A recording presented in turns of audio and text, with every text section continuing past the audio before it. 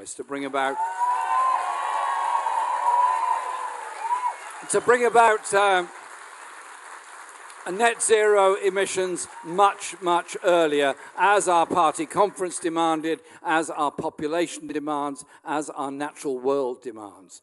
And we do that by a number of things. One is reducing the emissions in this country by a green industrial revolution that will create jobs in the energy sector, producing green energy, wind, wave, and solar, invest in big projects like the Swansea Bay Tidal Lagoon, like the Mersey Barrage, like the west coast of Scotland wind farm, and, of course, all around the coast of Devon and Cornwall. You've got the unique advantage of having the most coast, the most hills, and the most wind.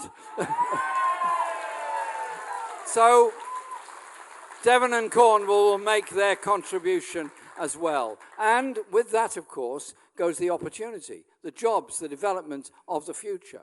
It's also about retrofitting our homes so they use less energy and are more sustainable. It is about investing in public transport to reduce the levels of congestion and pollution on our roads. It's about investing in electric vehicles.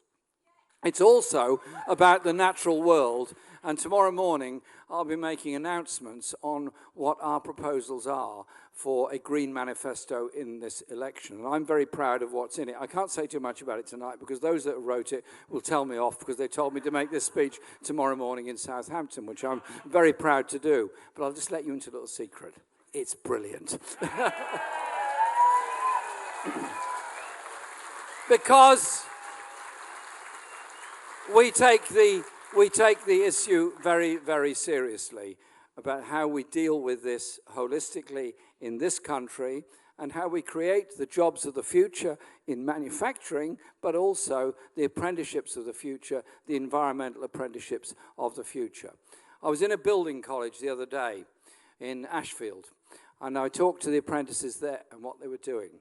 And I talked to the instructors and the directors of the college about how it works and what building work they do.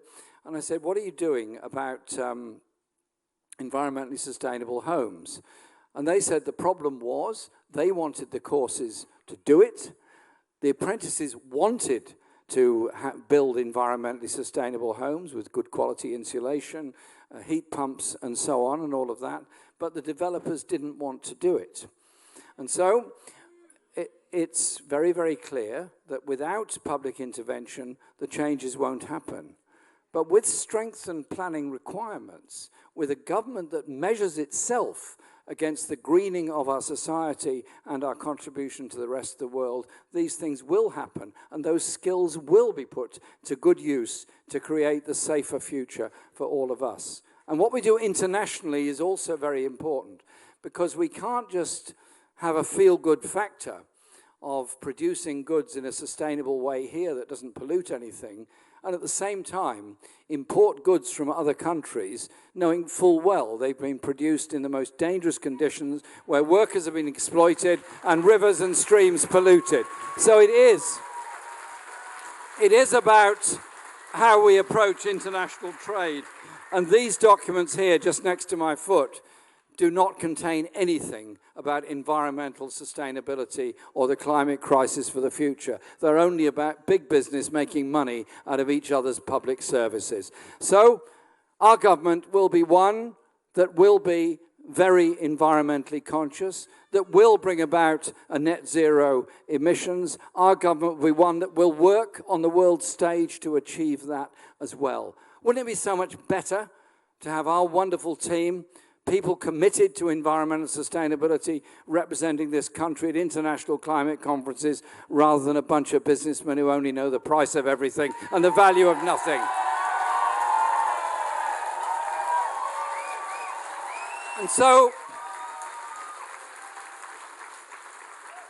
we have now this short time to go into this election campaign and win it.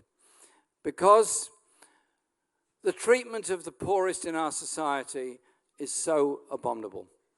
I'm ashamed of the levels of food banks and poverty across this country, ashamed that children go to school hungry, ashamed that children are being taught in oversized classes, a shame that head teachers have to collect money just to sustain the school. And the stress that our children are put under, their families are put under because of this is absolutely massive. This is a direct result of the political decisions made to impose austerity on this country at the same time as giving tax relief and tax giveaways to the very wealthiest. The idea of trickle-down economics never worked, doesn't work, and won't work, and it's not something we will ever pursue because we want justice in our society. Justice in our society to bring about that better future for all. And it is within our grasp. Within our grasp.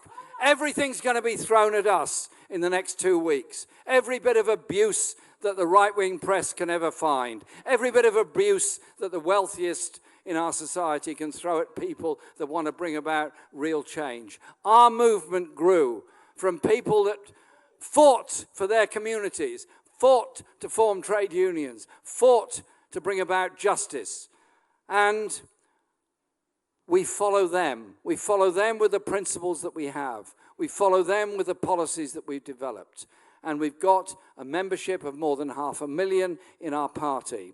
And we have 2 weeks to get that message out there. To get that message out there that on December the 12th, things could change. This is the once-in-a-lifetime opportunity to elect a government that's serious about environmental sustainability, serious about peace, justice, democracy, and human rights around the world, serious about investment in our public services, serious about economic development, and giving workers rights at work from the day they begin, and empowering all of our communities. And so, when Labour wins, the nurse wins, the doctor wins, the factory worker wins, the student wins, the pensioner wins. In reality, the whole community wins. Let the Tories back in.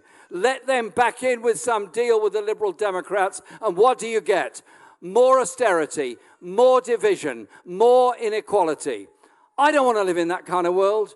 I want to live in a world where people actually respect each other and give the next generation the hope. And as Paul said, give them hope for the future.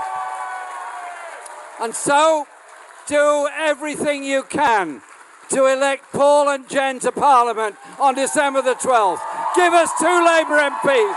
Give us Labour MPs in a majority. Give us a Labour government. Thank you.